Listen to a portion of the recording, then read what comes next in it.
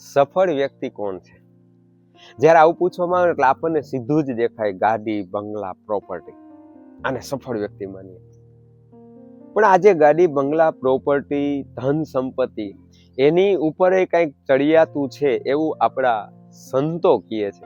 અને એમાંય ખાસ કરીને કબીર સાહેબ એમ કહે છે કે જ્યારે આ આવી જશે ને એટલે બાકીનું બધું ધૂળ જેવું લાગશે.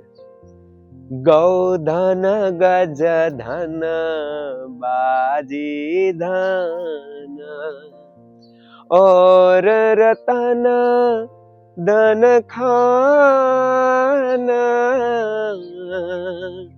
જબ આવે સંતોષ ધન સબ ધન ધૂલી સમાન.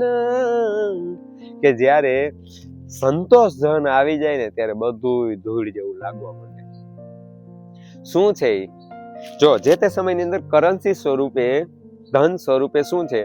ગાયો, હાથી, ઘોડા, ખજાનાના ખજાના. પણ કહે છે કે જ્યારે સંત સમાગમથી, સમજણથી જ્યારે એમ ખ્યાલ આવી જાય કે સંતોષ ધન આવ્યા પછી બાકીનું બધું ધૂળ જેવું લાગે છે.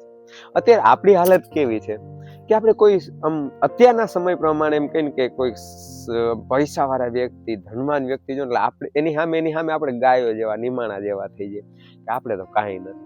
પણ જો આપણને કોઈ સંતનું સમાગમ થઈ ગયો છે, કંઈક વચનોની અસર, સત્સંગની અસર થઈ છે, તો આપણે પણ આપણા દિલને એ ચોક્કસ એક વસ્તુ કેવી જરૂર છે કે આપણે પણ ધનવાન છીએ.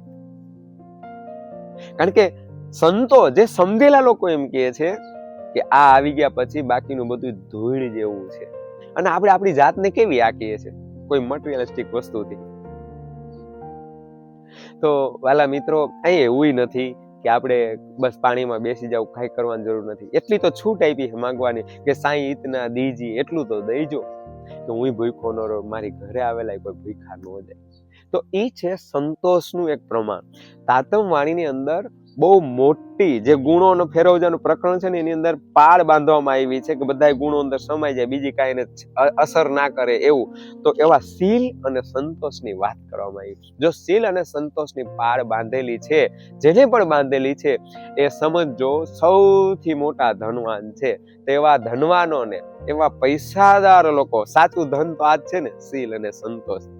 એવા જે ધનવાન છે એ બધાય ધનવાનોને જાજા બધા પ્રણામ. રાજી રાજી, શુક્રાના.